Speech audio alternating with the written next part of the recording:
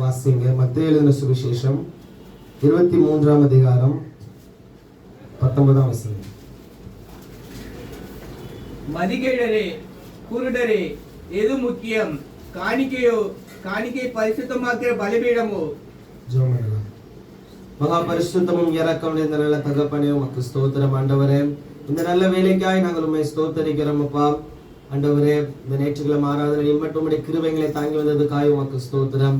மீதியான வேலை உம்முடைய கரத்துல நாங்கள் ஒப்பு கொடுத்து ஜெபிக்கிறோம் ஆண்டவரே. இயேசுப்பா, வசனத்தை நீங்க எங்களோடு பேசுங்க ஆண்டவரே. கேட்கிற வசனம், நீ பேசுகிற வசனம் ஆண்டவரே எங்கள் உள்ளத்துல கிரியை செய்யவும், வசனம் 30, 60, 100 எங்களுக்குள்ள பலம் தர கர்த்தர் கிருபை தாரும் ஆண்டவரே. லேவியாளுடைய இருதயத்தை வசனத்துக்கு நேராக திருப்பினது போல எங்கள் ஒவ்வொருத்தருடைய இருதயத்தையும் வசனத்துக்கு நேராக கர்த்தர் திருப்புவீராக. ஆண்டவர் நீர் பேசும், எங்கள் நாமம் மட்டும் மகிமைப்படுவதாக. இயேசு கிறிஸ்துவின் நாமத்தில் ஜெபிக்கிறோம் எங்கள் ஜீவன் நல்ல பிதாவே, ஆமென். அல்லேலூயா. மத்தேயு எழுதின சுவிசேஷம் 23ஆம் அதிகாரம் 19ஆம் வசனம் வாசிங்க மறுபடியும். மதிகேடரே, குருடரே, எது முக்கியம்? காணிக்கையோ, காணிக்கையை பரிசுத்தமாக்குகிற பலிபீடமோ? காணிக்கையை பரிசுத்தமாக்குகிற பலிபீடமோ? அல்லேலூயா. தூக்கம் வரவங்க அல்லேலூயா சொல்லுங்க. ஸ்தோத்திரம். தூக்கம் வராம இருக்கணும்னா நல்லா ஸ்தோத்திரம் சொல்லுங்க. அல்லேலூயா, அல்லேலூயா. இந்த இடத்துல சொல்லப்பட்டிருக்கிறது காணிக்கையோ, காணிக்கையை பரிசுத்தமாக்குகிற பலிபீடமோ? அல்லேலூயா. அப்ப இயேசு என்ன சொல்லுகிறார்? காணிக்கை முக்கியம் அல்ல, காணிக்கையை பரிசுத்தமாக்குகிற பலிபீடம் முக்கியமானது. ஆமென், அல்லேலூயா. அப்ப இயேசு ஒரு பலிபீடத்தை குறித்து பேசுகிறார். பலிபீடம் என்று சொன்னால் என்ன? தேவனுடைய சமூகத்துல நாம் தேவனை சந்திக்கிற ஒரு இடத்துல, தேவன் நம்மோடு பேசுகிற ஒரு இடம் தான் என்னது? பலிபீடம். அல்லேலூயா. அப்ப அந்த பலிபீடத்துல என்ன செய்வாங்கன்னு கேட்டா, ஒரு எப்படி பலிபீடத்துல ஒரு காணிக்கை, பலிபீடமும் காணிக்கையும் எப்படி ஒத்து போகிறதோ, அந்த பலிபீடத்தை பரிசுத்தப்படுத்துகிறது, அந்த காணிக்கையை பரிசுத்தப்படுத்துகிறது என்னன்னா பலிபீடம். அல்லேலூயா. நம்ம எல்லாத்துக்கும் தெரியும், காயேனும் ஆபேலும் ஆண்டவருடைய சமூகத்துல காணிக்கையை கொண்டு வரும்போது வேதம் சொல்லுகிறது கர்த்தர் ஆபேலையும் ஆபேலுடைய காணிக்கையும் கர்த்தர் அங்கீகரித்தார். அப்ப பலிபீடத்துல இருக்கிற ஒரு காணிக்கையை யார் அங்கீகரிக்க வேண்டும்? கர்த்தர் அங்கீகரிக்க வேண்டும். வேதம் சொல்லுகிறது காயேனையும் காயேனுடைய காணிக்கையும் கர்த்தர் அங்கீகரிக்கவில்லை. அல்லேலூயா, ஆமென், ஹalleluya. சத்தம் வரலைல சொல்லுங்க பார்க்கலாம். சத்தம் வரல இன்னும். ஹalleluya. அப்ப வேதம் சொல்லுகிறது காணிக்கை கொண்டு வருகிறது. அந்த ஆபேல் என்பவன் காணிக்கையை கொண்டு வரும்போது கர்த்தர் அந்த ஆபேலை முதல் அங்கீகரித்தார், அவருடைய காணிக்கையும் கர்த்தர் அங்கீகரித்தார். அல்லேலூயா. அப்ப தேவ சமூகத்துக்கு ஒரு மனிதன் வருவானே ஆனால், அவன் தேவனை சந்திக்க வருவானே ஆனால், அவன் தேவனுடைய வார்த்தையை கேட்க வருவானே ஆனால், தேவனோடு பேச அவன் வருவானே ஆனால், முதலாவது அந்த மனிதன் தேவனால் அங்கீகரிக்கப்படுகிற ஒரு மனிதனாய் இருக்க வேண்டும். ஆமென், அல்லேலூயா. அப்ப இயேசுங்க சொல்லுகிறார், அந்த பலிபீடம் என்பது என்னன்னா, அது அந்த காணிக்கையை பரிசுத்தப்படுத்தும். அந்த பலிபீடம், அந்த பலிபீடத்தின் தன்மை என்னன்னா, அது ஒருவனை பரிசுத்தப்படுத்துகிற தன்மை, அந்த காணிக்கையை பரிசுத்தப்படுத்துகிற தன்மை. அப்ப தேவ சமூகத்தில் ஒரு மனிதன் வருவானே ஆனால், அந்த மனிதனுக்குள்ள முதலாவது ஒரு எண்ணம் இருக்க வேண்டும், நான் தேவனை சந்திக்க போகிறபடியினால் என் தேவன் என்னை என் தேவனால் அங்கீகரிக்கப்பட வேண்டும், என் தேவன் என்னில் பிரியப்பட வேண்டும், அவரை நான் சந்திக்கும் போது, அவர் என்னை பார்க்கும் போது அவர் மகிழ்ச்சியாய் ஆக வேண்டுமே தவிர அவர் என்னை நிராகரிக்க கூடாது, அவர் என்னை அங்கீகரிக்காமல் போய்விடக் கூடாது, அவர் என்னை அங்கீகரிக்கிற ஒரு சுத்த பலியாக நான் இருக்க வேண்டும் என்று ஒரு மனிதன் தன் இருதயத்தில் விருப்பத்தோடு தேவ சமூகத்துக்கு வர வேண்டும். அல்லேலூயா, அல்லேலூயா. இந்த இடத்துல வேதம் சொல்லுகிறது, ஒரு மனிதன் தேவனை சந்திக்க சந்திக்க, அந்த பலிபீடத்தில் நெருங்க நெருங்க, கர்த்தர் சமூகத்தில் வர வர அந்த மனிதன் என்ன ஆவானா, அந்த காணிக்கை பரிசுத்தமாகும். ஒரு மனிதன் பரிசுத்தமாக வேண்டுமானால் அவன் அந்த பலிபீடத்துக்கு நெருங்கி நெருங்கி நெருங்கி ஆண்டவரை சந்திக்க சந்திக்க, அவரோடு வாழ கத்துக்கொள்ள, அவரிடத்தில் பிரியமாய் இருக்க, அவரால் பிரியப்படுகிற ஒரு மனிதனாய் நாம் மாறுவதற்கு அவரிடத்தில் ஒப்பு கொடுத்து வருவதுதான் ஒரு பலிபீடத்தின், அந்த பலிபீடத்துக்கு வருகிற, அந்த பலிபீடத்துக்கு மேல வைக்கப்படுகிற அந்த காணிக்கைக்கு என்ன இருக்குன்னா ஒரு தன்மை இருக்கு. அல்லேலூயா. அப்ப அந்த பலிபீடத்தில் மேல வைக்கப்படுகிற அந்த காணிக்கை அது பரிசுத்தமாய் இருக்க வேண்டும். ஆமென். அப்ப காணிக்கை பரிசுத்தமானதா அப்படின்னு கேட்டா காணிக்கை பரிசுத்தமானது இல்ல. நாம் பரிசுத்தவான்களா அப்படின்னு கேட்டா நாம் பரிசுத்தவான்கள் கிடையாது. ஆனால் நாம் கொண்டு வருகிற அல்லது நாம் நம்மையே ஒப்பு கொடுக்கிற நம்மை தாமே நாம் ஆண்டவருக்கு ஒப்பு கொடுக்கும் போது நாம் பரிசுத்தமாய் ஆக்கப்படுகிறோம். எதை வைத்து பரிசுத்தமாக்கப்படுகிறோம்? அந்த பலிபீடத்தின் மூலமாய், அந்த பலிபீடத்தில் இருக்கிற தேவ பிரசன்னத்தின் மூலமாய், தேவ சமூகத்தில் நாம் காத்திருக்கும் போது நாம் பரிசுத்தமாக்கப்படுகிறோம். எதிரால் பரிசுத்தமாக்கப்படுகிறோம்? அந்த பலிபீடத்தினால் பரிசுத்தமாக்கப்படுகிறோம். அந்த பலிபீடம் என்பது என்ன? அது தேவ சமூகம். ஹalleluya. எத்தனை பேருக்கு புரியுது? ஹalleluya சொல்லுங்க பார்க்கலாம். ஆமென். ஒரு வசனத்தை வாசிங்க. ஆதியாகமத்தின் புத்தகம் 22ஆம் அதிகாரம் 7ஆம் வசனம். ஆதியாகமம் 22:7. அப்பொழுது ஈசாக்கு தன் தகப்பனாகிய ஆபிரகாமை நோக்கி, என் தகப்பனே என்றான். அதற்கு அவன், என் மகனே, இதோ இருக்கிறேன் என்றான். அப்பொழுது அவன், இதோ நெருப்பும் கட்டையும் இருக்கிறது, தகன பலிக்கு ஆட்டுக்குட்டி எங்கே என்றான். அல்லேலூயா. ஈசாக்கு சொல்லுகிற ஒரு காரியம், என் தகப்பனாகிய ஆபிரகாமே, என் தகப்பனே, அப்பொழுது அவன், இதோ நெருப்பும் கட்டையும் இருக்கிறது, தகன பலிக்கு ஆட்டுக்குட்டி எங்கே என்றான். அதற்கு ஆபிரகாம், என் மகனே, தேவன் தமக்கு தகன பலிகள் ஆட்டுக்குட்டியை பார்த்து கொள்ளுவார் என்றான். அப்புறம் இருவரும் கூடி போய், அதுல ஒரு வசனம் சொல்லப்பட்டிருக்கு பாருங்க, 9ஆம் வசனம் வாசிங்க. தேவன் அவனுக்கு சொல்லி இருந்த இடத்துக்கு வந்தார்கள். அங்கே ஆபிரகாம் ஒரு பலிபீடத்தை உண்டாக்கி கட்டைகளை அடுக்கி தன் குமாரனாகிய ஈசாக்கை கட்டி அந்த பலிபீடத்தில் அடுக்கிய கட்டைகளின் மேல் அவனை கிடத்தினான். அல்லேலூயா.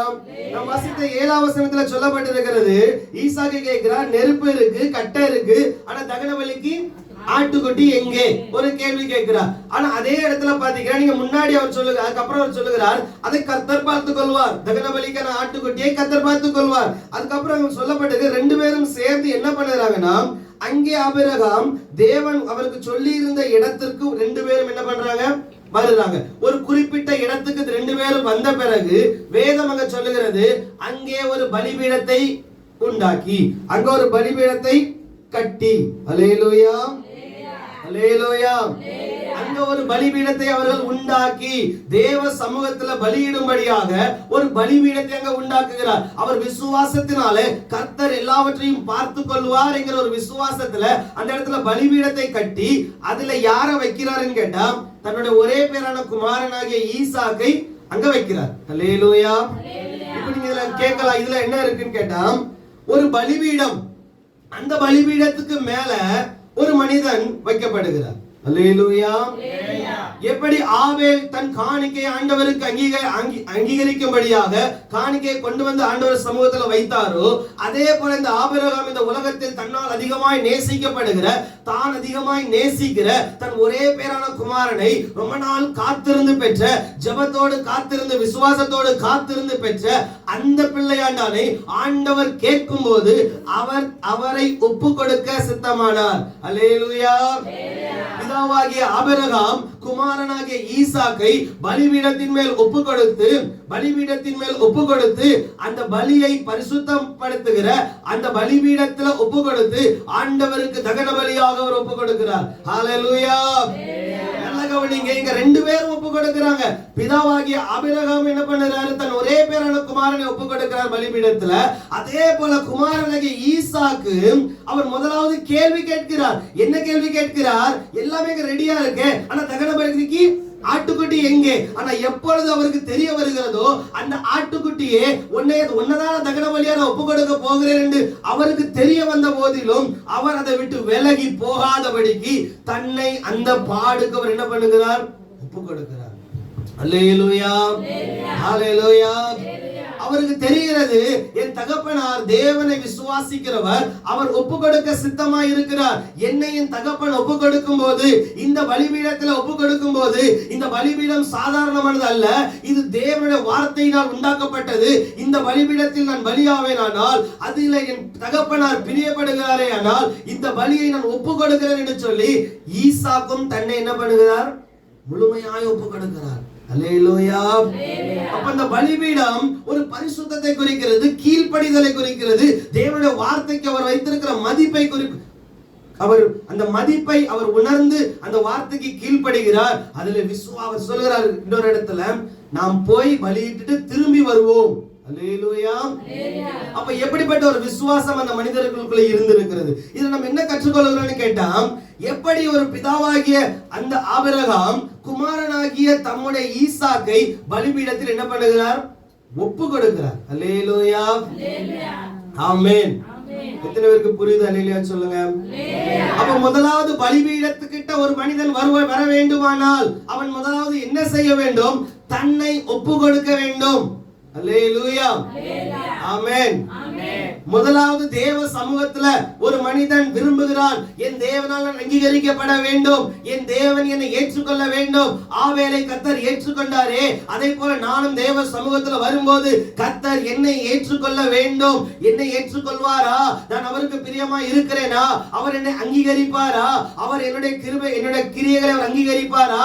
என்னை அவர் அங்கீகரிப்பாரா என்று சொல்லி ஒரு மனிதனுக்குள் கேள்வி இருக்குமானால், நான் தேவ சமூகத்தில் நிற்கும் போது தேவன் என்னை ஏற்றுக்கொள்வாரா? தேவன் என்னை அங்கீகரிப்பாரா? அப்படிங்கிற ஒரு எண்ணம் ஒரு மனிதனுக்கு இருக்குமானால், அந்த மனிதன் ஒரு மனிதன் விரும்புவானால், ஒரு தேவ பிள்ளை விரும்புவாரானால், அவர் முதலாவது செய்ய வேண்டிய காரியம் என்னன்னா, அந்த பலிபீடத்துல முதலாவது ஒப்பு கொடுக்க வேண்டும் தன்னை. அல்லேலூயா. ஒரு தேவ பிள்ளைக்கு இருக்க வேண்டிய ஒரு காரியம் என்ன?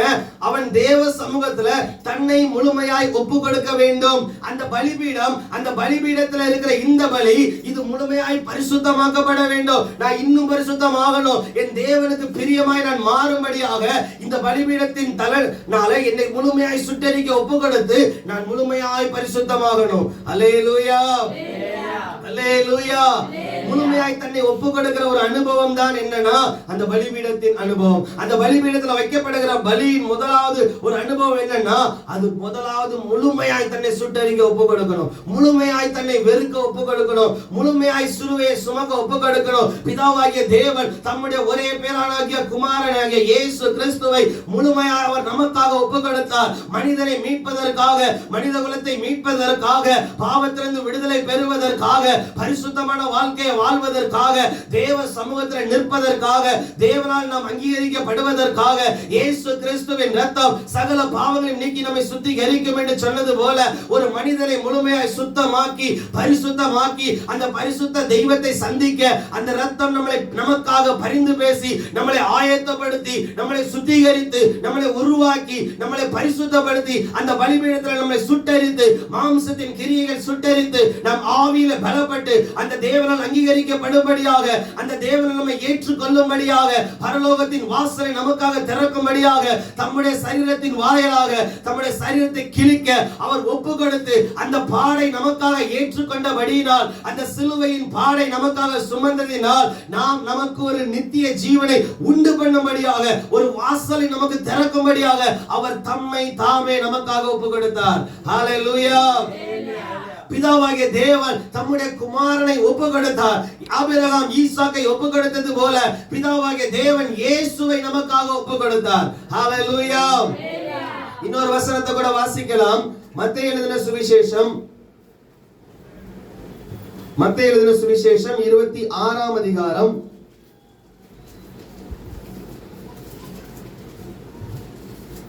மத்தேயு எழுதின சுவிசேஷம் 26ஆம் அதிகாரம் 39ஆம் வசனம். சற்று அப்புறம் போய் முகங்குப்புற விழுந்து, என் பிதாவே, என் பிதாவே, இந்த பாத்திரம் என்னை விட்டு நீங்க கூடுமானால் நீங்கும்படி செய்யும். ஆகிலும் என் சித்தத்தின்படி அல்ல உம்முடைய சித்தத்தின்படியே ஆக கடவது என்று ஜெபம் பண்ணினார். ஹல்லேலூயா. இயேசு கெத்செமனே தோட்டத்தில் அவர் அந்த பாடுகளை சுமக்க போகிறதுக்கு முன்பதாக அவர் மனுஷனுக்காக, மனித குலத்திற்காக ஜீவ பலியாக தம்மை ஒப்பு கொடுக்க போகிற அந்த நேரம் வரும்போது ஆபிரகாம் ஈசாக்கை முழுமையாய் ஒப்பு கொடுத்தது போல, ஈசாக்கு அவரிடத்தில் ஒரு கேள்வி கேட்டது போல, இந்த இடத்துல இயேசு ஒரு விண்ணப்பம் செய்கிறார். ஆண்டவரே பிதாவாகிய தெய்வமே, இந்த இடத்துல எல்லாமே இருக்கிறதே, தகன பலிக்கு ஆடு மட்டும்தான் இல்ல, ஆனா பலிபீடத்துக்கான பொருட்கள் இருக்கிறது, கத்தி இருக்கிறது, எல்லாம் இருக்கிறது, ஆயத்தமா இருக்கிறது, கட்டை இருக்கிறது. ஆனா தகன பலிக்கு ஆட்டுக்குட்டி எங்கே என்று ஈசாக்கு கேட்டது போல இந்த இடத்துல இயேசு சொல்லுகிறார், வைக்கப்பட்டிருக்கிற பாடுகளை பார்க்கும் போது அவர் இதற்காகவே இந்த பூமிக்கு வந்தார் என்று அறிந்திருந்தோம். அவர் என்ன சொல்லுகிறார், நான் வியாகுலப்படுகிறேன், மரணத்துக்கு ஏதுவான வியாகுலம், மரணத்துக்கு ஏதுவான ஒரு துக்கம் உள்ளத்தை நிரப்பி இருக்கிறது. அதை பாடவருக்கு தெரிகிறது. முன்னாடி நாம் சிலுவையை சுமந்து கொண்டு போகிறோம், நாம் நிந்திக்கப்பட போகிறோம், மனிதர்களால் தூற்றப்பட போகிறோம், என்னுடைய தாடியை பிடித்தவர்கள் இழுக்க போகிறார்கள், என் மேல துப்ப போறார்கள், என்னை அடிக்க போகிறார்கள், சிலுவையில நான் பாடு சுமக்க போகிறேன், நான் வேதனை அனுபவிக்க போகிறேன், எல்லாரும் என்னை நிந்திப்பார்கள், என் கூட இருக்கிற பந்தி இருந்த அவ்வளவு என்னை விட்டு விலகி போட போகிறார்கள். எல்லாவற்றையும் அறிந்திருந்து இயேசு சொல்லுகிறார், ஆண்டவரே பிதாவாகிய தெய்வமே, இந்த பாடு இந்த பாத்திரம் நீங்க கூடுமானால் அதை என்னை விட்டு நீங்கும்படி செய்யும். ஹalleluya, ஹalleluya. அதுக்கப்புறம் இன்னொரு வார்த்தை சொல்லுகிறார், ஆகிலும் என் சித்தத்தின்படி அல்ல உங்க சித்தத்தின்படியே ஆக கடவது. பலிபீடத்துக்கு ஒரு பலி போக வேண்டுமானால் முதலாவது அது தன்னை ஒப்பு கொடுக்க வேண்டும். இயேசு முழுமையாய் தம்மை ஒப்பு கொடுத்தார், பிதாவின் சித்தத்துக்கு ஒப்பு கொடுத்தார். ஒரு மனிதன் தேவனால் பிரியப்பட வேண்டுமானால் அவன் முதலாவது தன்னை ஒப்பு கொடுக்க வேண்டும். தன்னை எப்படி ஒப்பு கொடுக்க வேண்டும்? தன்னை முழுமையாய் ஒப்பு கொடுக்க வேண்டும். ஹalleluya. தன்னை முழுமையாக ஒரு மனிதன் எப்பொழுது ஒப்பு கொடுப்பான் என்று சொன்னால், ஆண்டவரே என்னுடைய சித்தத்தின்படி அல்ல உங்க சித்தத்தின்படி ஆக கடவுது. இயேசு ஒரு இடத்துல சொன்னார், என்னை நோக்கி கர்த்தாவே கர்த்தாவே என்று சொல்லுகிறவன் பரலோக ராஜ்யத்தில் பிரவேசிக்க மாட்டான், ஆனால் என் பிதாவின் சித்தத்தை செய்கிறவனோ அவன் மட்டும்தான் அதுக்குள்ளே பிரவேசிப்பான் என்று. அப்படின்னா என்ன அர்த்தம்? பிதாவின் சித்தம் ரொம்ப முக்கியம். அல்லேலூயா, அல்லேலூயா. இயேசு சொல்லுகிறார், பலிபீடத்தில் காணிக்கை வைக்கப்படுமானால் அந்த காணிக்கையை பரிசுத்தப்படுத்துகிற பலிபீடம் என்பது ரொம்ப முக்கியமானது. அப்போ பலிபீடம் தேவ சமூகம். அந்த தேவ சமூகத்தில் ஒரு மனிதன் வருவானேயானால் அந்த மனிதன் முதலாவது அங்கீகரிக்கப்பட வேண்டும், இயேசுவால் அங்கீகரிக்கப்பட வேண்டும், பிதாவாகிய தேவனால் அங்கீகரிக்கப்பட வேண்டும், நம்மை உண்டாக்கின கர்த்தர் நம்மை அங்கீகரிக்க வேண்டும். அப்ப நம்மை கர்த்தர் அங்கீகரிப்பாரேயானால், நாம் ஏற்றுக்கொள்ளப்படுவதற்கு நாம் பாத்திரமாய் இருப்போமேயானால், அதற்கு நாம் நம்மை நம்முடைய வாழ்க்கையை முழுமையாய் அவருக்கு ஒப்பு கொடுக்க வேண்டும். அல்லேலூயா, அல்லேலூயா. மறுபடியும் அந்த வசனத்தை வாசிங்க. நாம் முதலாவது வாசித்த வசனத்தை வாசிங்க. மத்தேயு 23ஆம் அதிகாரம் 19ஆம் வசனம். மதிகேடரே, குருடரே, எது முக்கியம்? காணிக்கையோ, காணிக்கையை பரிசுத்தமாக்குகிற பலிபீடமோ? காணிக்கையை பரிசுத்தமாக்குகிற பலிபீடமோ? 18ஆம் வசனத்தை வாசிங்க. மேலும் எவனாகிலும் பலிபீடத்தின் பேரில் சத்தியம் பண்ணினால் அதனால் ஒன்றுமில்லை என்றும், எவனாகிலும் அதன் மேல் இருக்கிற காணிக்கையின் பேரில் சத்தியம் பண்ணினால் அவன் கடனாளி என்றும் சொல்லுகிறீர்கள். அல்லேலூயா. இந்த இடத்துல நம்ம என்ன பார்க்கிறோம்? மனிதர்களுடைய பார்வை எப்படி இருக்குது? எதை முக்கியத்துவப்படுத்துகிறாங்கன்னு சொன்னா, பலிபீடத்தை முக்கியத்துவப்படுத்துகிறாங்களா அல்லது அதுக்கு மேல இருக்கிற காணிக்கையை முக்கியப்படுத்துகிறார்களா? அப்ப இயேசுவின் பார்வை அவர்களுடைய பார்வைக்கும் இயேசுவின் பார்வைக்கும் வித்தியாசம் இருக்கிறது. நாம் ஆசீர்வாதத்தையும் நமக்கு விருப்பமான காரியத்தையும் நமக்கு நாம் விரும்புகிறபடி நடக்கலையே, நாம் விரும்புகிறபடி செய்ய முடியலையே, நாம் விரும்புகிறபடி இருக்கணும் நம்ம விரும்புகிறோம். ஆனா இயேசுவின் பார்வை எப்படின்னு சொன்னா, அவர் காணிக்கையை பார்க்கவில்லை, நம்முடைய கிரியைகளை பார்க்கவில்லை, அவர் நமக்காக தம்முடைய சொந்த இரத்தத்தை சிந்துகிறபடியினால் அவர் விரும்புகிறது என்ன? நாம் அவர் நம்மை விரும்புவாரா அப்படின்னு சொல்லி எண்ணி நாம் முழுமையாய் நம்மை ஒப்பு கொடுத்து நம்முடைய வாழ்க்கையை ஒப்பு கொடுத்து பரிசுத்தத்துக்கு நேராய் நாம் திரும்புவோமா என்று சொல்லி அவர் எதிர்பார்த்து நம்மளை பார்த்து கொண்டிருக்கிறார். அல்லேலூயா, அல்லேலூயா. நாம் பரிசுத்தத்துக்கு முக்கியத்துவம் கொடுப்போமே ஆனால், நாம் ஒவ்வொரு நாளும் வேதத்தை வாசித்து தியானித்து ஜெபம் பண்ணி ஒவ்வொரு நாளும் தேவ சமூகத்துக்கு வரும்போது ஆராதனைக்கு வரணும்னு சொன்னா ஆலயத்துக்கு போவோம் என்று சொன்னால் மகிழ்ச்சியோட வருவேன் என்று சொல்லி தாவீது ராஜா சொன்னது போல, நாம் எப்படி ஆண்டவருடைய ஆலயத்துக்கு வரணும்னு சொன்னா மகிழ்ச்சியோடும் ஆனந்த சத்தத்தோடும் கம்பீரத்தோடும் ஆரவாரத்தோடும் பரிசுத்தத்தோடும் தேவன் நம்மை அங்கீகரிக்க போகிறார், நாம் தேவனை சந்திக்க போகிறோம் என்கிற ஒரு உணர்வோடு நாம் தேவாலயத்துக்கு வர வேண்டுமாம். அல்லேலூயா. கர்த்தர் ஆபேலை அங்கீகரித்தது போல நாம் ஒவ்வொரு நாளும் உணர வேண்டும், என் வாழ்க்கையில நான் செய்கிற காரியங்கள் அது என் தேவனுக்கு பிரியமானதா, அது என் தேவனுக்கு பிரியமில்லாத காரியமா, இந்த காரியத்தை விட்டு நான் விலகினால் அவர் பிரியப்படுவாரா? எப்படி ஆண்டவர் அந்த பணக்காரனை பத்தி சொன்னாரோ, இந்த இன்னும் உன்னிடத்தில் ஒரு குறை உண்டு, உன்னிடத்தில் இருக்கிற ஐஸ்வர்யத்தை எல்லாம் நீ தரித்திரருக்கு கொடுத்துட்டு என் பின்னாடி வா என்று சொன்னார். ஒருவன் என்னை பின்பற்றி வர விரும்பினால் அவன் தன்னைத்தான் வெறுத்து தன் சிலுவையை சுமந்து கொண்டு என்ன பின்னே வர கடவன். அப்படின்னா என்ன அர்த்தம்? முதலாவது நாம் நம்மை வெறுக்க வேண்டும், மாம்சத்தின் கிரியைகளை நாம் அழிக்க வேண்டும், நம் ஆவியின்படி பிழைக்கிறவர்களாய் மாற வேண்டும், ஆவியின் கனி நமக்குள்ள காணப்பட வேண்டும். ஆனால் நமக்குள்ள மாம்ச சுபாவம் மேற்கொண்டு இருக்கிறபடினால் நம்மளால் பரிசுத்தமாய் வாழ முடியவில்லை, நம்மளால் இந்த பூமியில நம்ம சரீரத்தை அடக்க முடியவில்லை. அதனால நம்ம என்ன செய்யறோம்னா இந்த சரீரத்தை நம்ம ஒடுக்கி அதை நம்ம கீழ்ப்படுத்த வேண்டும் என்று வேதம் சொல்லுகிறது. ஹல்லேலூயா, ஹல்லேலூயா. அப்போஸ்தலனாகிய பவுல் சொல்லுகிறார், எல்லாவற்றையும் அனுபவிக்க எனக்கு அதிகாரம் உண்டு, ஆனால் எல்லாம் எனக்கு தகுதியாயிராது. நாம் நம்மை நிதானிப்போமானால் நாம் நியாயத்திற்கு நாம் தப்பித்துக் கொள்ளலாம். நாம் நம்மை நிதானிக்க வேண்டும், அறிய வேண்டும். நான் ஆண்டவருக்கு பிரியமா இருக்கிறேனா? இன்றைக்கு பலிபீடத்துக்கு தேவ சமூகத்திற்கு நான் வரும்போது தேவன் ஆபேலை அங்கீகரித்தது போல அவர் என்னை அங்கீகரிப்பாரா? ஈசாக்கு தன்னை ஒப்பு கொடுத்தது போல என்னால் ஒப்பு கொடுக்கப்பட முடிகிறதா? இயேசு பிதாவின் சித்தத்துக்கு ஒப்பு கொடுத்தது போல என்னால் தேவ சித்தத்துக்கு ஒப்பு கொடுக்க முடிகிறதா என்கிற ஒரு எண்ணங்கள் நமக்குள்ள உருவாகணும். அல்லேலூயா, அல்லேலூயா. அப்ப தேவ சமூகத்துல ஒரு மனிதன் வருவானே ஆனால் அவன் தேவனுக்கு பிரியமாய் வாழத்தனை ஒப்பு கொடுக்க வேண்டும். நம்முடைய வாழ்க்கையை நாம் நிதானித்து அறிய வேண்டும். நாம் ஒவ்வொரு நாளும் தேவ கிருபையினால் நாம் பிழைத்திருக்கிறோம்.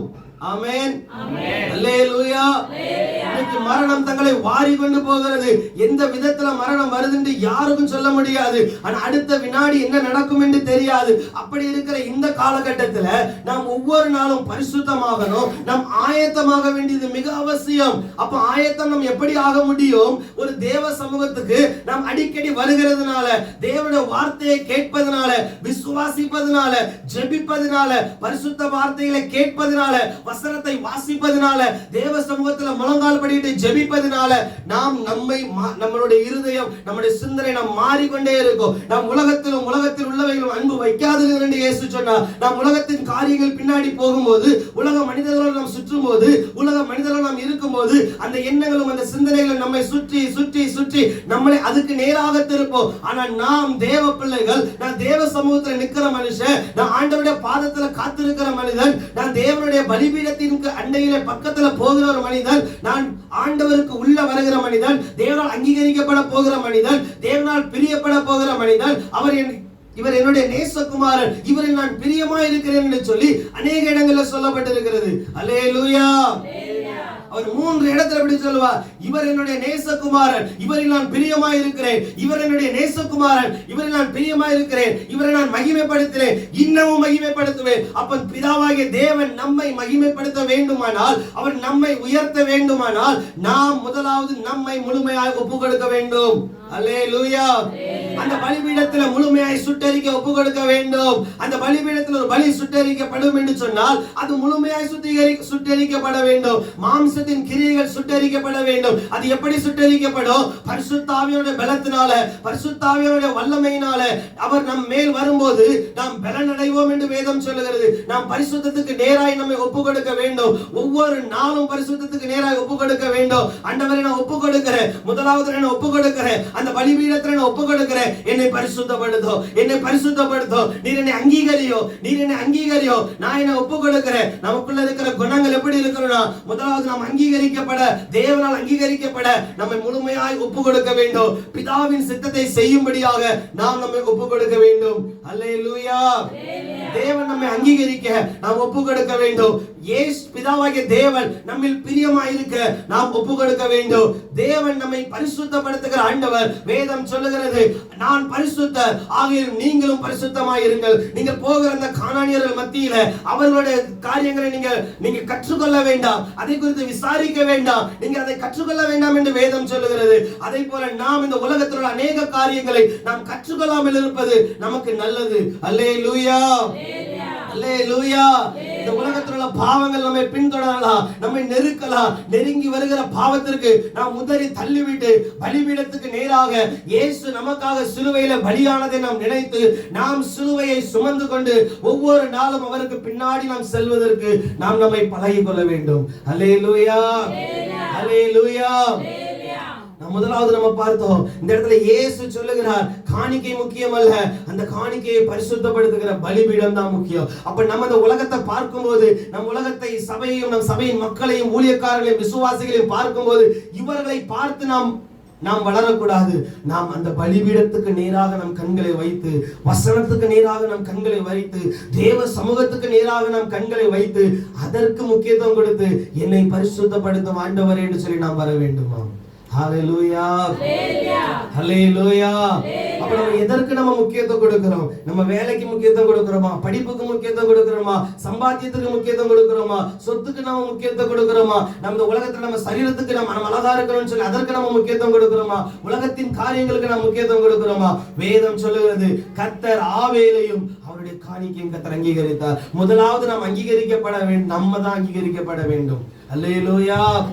வசனம் சொல்லுகிறது, கர்த்தருக்கு பயந்து நடந்தால் அவனுடைய காரியங்கள் எல்லாமே வாய்க்கும், அவன் செய்வதெல்லாம் வாய்க்கும். நாம் செய்கிற காரியங்கள் அது கர்த்தருக்கு பிரியமாய் இருக்குமானால் நாம் செய்வதெல்லாம் வாய்க்கும் என்று வேதம் சொல்கிறது. அல்லேலூயா, அல்லேலூயா. கர்த்தருடைய ஆசீர்வாதமே நமக்கு ஐஸ்வரியத்தை தரும், அதனுடைய அவர் வேதனையை நமக்கு கூட்டார். அல்லேலூயா. எகிப்துக்கு வந்த வாதைகளில் ஒன்றும் நம்ம மேல வராது. கர்த்தர் எகிப்தியனுக்கும் இஸ்ரவேலருக்கும் வித்தியாசத்தை காண்பித்தார். அவர் நமக்கும் பலிபீடத்துக்கு மேல இருக்கிற நம்மையும், பலிபீடமாகிய நம்ம கர்த்தரும், நம்மளை பலிபீடத்துல பரிசுத்தப்படுத்துகிற நம்ம ஆண்டவரும் நம்ம கூட இருக்கும்போது கர்த்தர் நமக்கும் இந்த உலகத்தில் உள்ள ஜனங்களுக்கும் அவர் வித்தியாசத்தை காண்பிக்கிற ஒரு ஆண்டவர். ஹல்லேலூயா, ஹல்லேலூயா. அப்ப கெத்செமனே தோட்டத்துல இயேசு சொன்னது போல, பிதாவே இந்த பாத்திரம் நீங்க கூடுமானால் இதை நீங்கும்படி செய்யும், ஆனாலும் என் சித்தம் அல்ல உம் சித்தமே நிறைவேறட்டும் என்று இயேசு சொன்னார். ஹல்லேலூயா, ஹல்லேலூயா. நம்ம கற்றுக்கொண்ட காரியம் என்ன? கர்த்தர் நம்மை அங்கீகரிக்க வேண்டுமானால் அந்த பலிபீடத்தை இயேசு சொல்லுகிறார், நீ காணிக்கையை பார்க்கிற, காணிக்கைக்கு மேல சத்தியம் பண்ணதை நீ பார்க்கிற, ஆனா காணிக்கை முக்கியம் அல்ல, அந்த காணிக்கையை பரிசுத்தப்படுத்துகிற பலிபீடம் என்பது முக்கியமானது. ஹல்லேலூயா. தேவ சமூகத்துக்கு வந்த ஆபேலை கர்த்தர் அங்கீகரித்தார். தேவ சமூகத்துல விசுவாசத்தோடு வந்த ஒப்பு கொடுக்கப்பட்ட ஈசாக்கை கர்த்தர் அங்கீகரித்தார். இயேசு தன்னை ஒப்பு கொடுத்தபடினால் பிதாவாகிய தேவன் இயேசுவை அங்கீகரித்தார். அப்ப அதே போல நம்மை ஆண்டவர் அங்கீகரிக்க வேண்டுமானால் நாம் முழுமையாய் நம்மை ஒப்பு கொடுக்க வேண்டும்.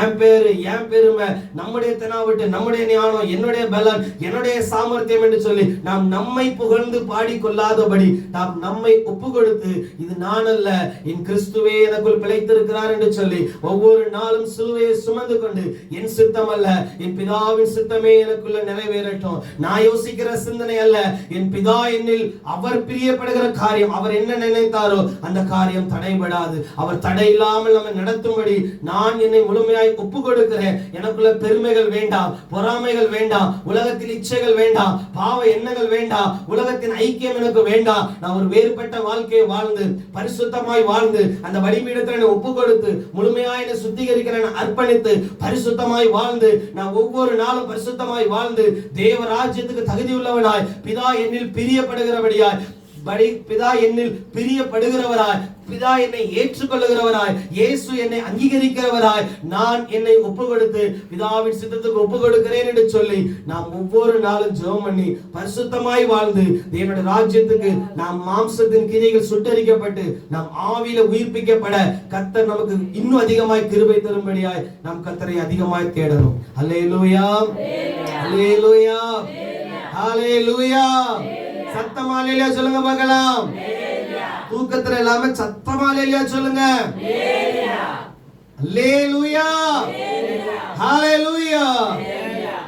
மறுபடியும் இந்த ஒரு வசனத்தை மட்டும் வாசிங்க, முடிப்போம். மத்தேயு 23:19. மதிகேடரே, குருடரே, எது முக்கியம்? எது முக்கியம்? காணிக்கையோ?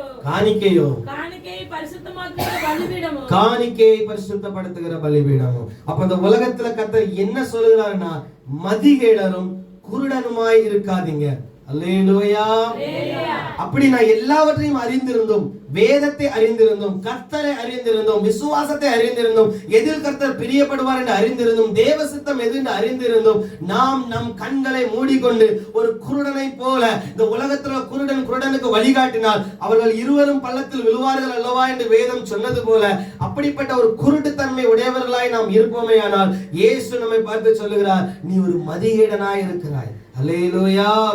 இன்னொரு இடத்துல வேதம் இப்படியாய் சொல்லுகிறது, ஒருவன் சொல்லுவான், நான் எல்லாவற்றையும் சம்பாத்தியம் பண்ணி வைத்திருக்கிறேன், இன்னும் என் ஆஸ்திகளை நான் பெருக்க போகிறேன், தானியத்தை பெருக்க போகிறேன். அப்போ வேதம் சொல்லுகிறது, ராத்திரி ஆண்டவர் அவனை பார்த்து சொல்லுவார், மதிகேடனே, இன்று இரவு உன் ஆத்துமா எடுத்துக்கொள்ளப்படுமானால் நீ சேர்த்து வைத்தது யாருடையதாகும் என்று சொல்லி.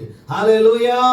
இந்த உலகத்துல நாம் எதையும் சேர்த்து வைக்க முடியாது, இந்த உலகத்துல நாம் எதையும் கொண்டு போக முடியாது. அப்ப நீ எதற்காக நீ பிரயாசப்படுகிறாய்? எல்லாம் மாயையும் மனதுக்கு சஞ்சலமாய் இருக்கிற காரியத்துக்கு பின்னாடி இந்த மனிதன் ஓடிக்கொண்டே இருக்கிறான். ஆனால் இயேசு சொல்லுகிறார், தேவையானது ஒன்றே, நல்ல பங்கை மரியாள், தன்னை விட்டு எடுபடாத நல்ல பங்கை மரியாள் தெரிந்து கொண்டாள். ஹல்லேலூயா. அப்ப இன்னைக்கு நம்ம தெரிந்து கொள்ளணும், நம்ம பார்க்கணும் எது கரெக்ட் எது தப்புன்னு சொல்லி. காயனுக்கு எல்லாம் தெரியும், ஆனாலும் அவன் முதலான ஸ்தானத்தை கர்த்தருக்கு கொடுக்கவில்லை, கர்த்தர் அவனை அங்கீகரிக்கவில்லை. ஹல்லேலூயா. ஈசாக்கு தன்னை ஒப்பு கொடுத்தார், இயேசு தன்னை ஒப்பு கொடுக்கிறார், நாம் நம்மை ஒப்பு கொடுப்போம். ஹல்லேலூயா. ஹல்லேலூயா. ஒரு மதிகேடனை போல வாழாதபடி, ஒரு குருடனாய் நாம் வாழாதபடி, பரிசுத்தமாய் வாழ்ந்து தேவனுக்கு பிரியமாய் நாம் வாழ்ந்து தேவ சித்தத்தை நிறைவேற்றி தேவனுடைய ராஜ்யத்தில் பிரவேசிக்கும்படியாக கர்த்தர் நமக்கு கிருபை தருவாராக. हालेलुया।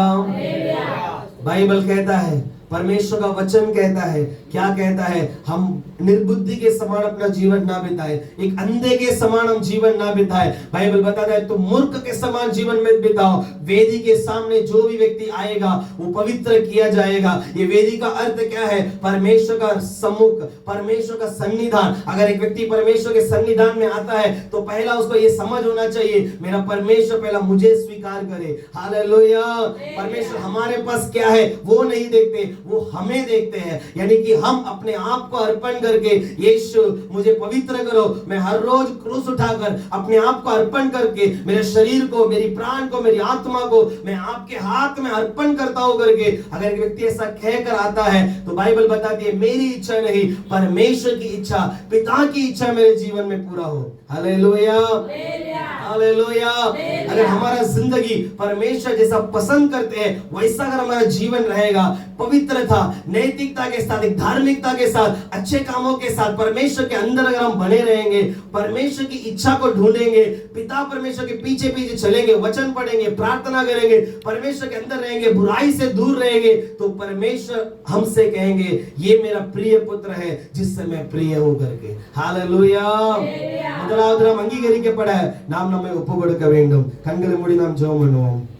ஆண்டவரே, நாங்க எங்களை ஒப்பு கொடுக்கிறோம், நாங்க பலிபீடத்துக்கு முன்னாடி எங்களை ஒப்பு கொடுக்கிறோம். இயேசுவா, हम अर्पण करते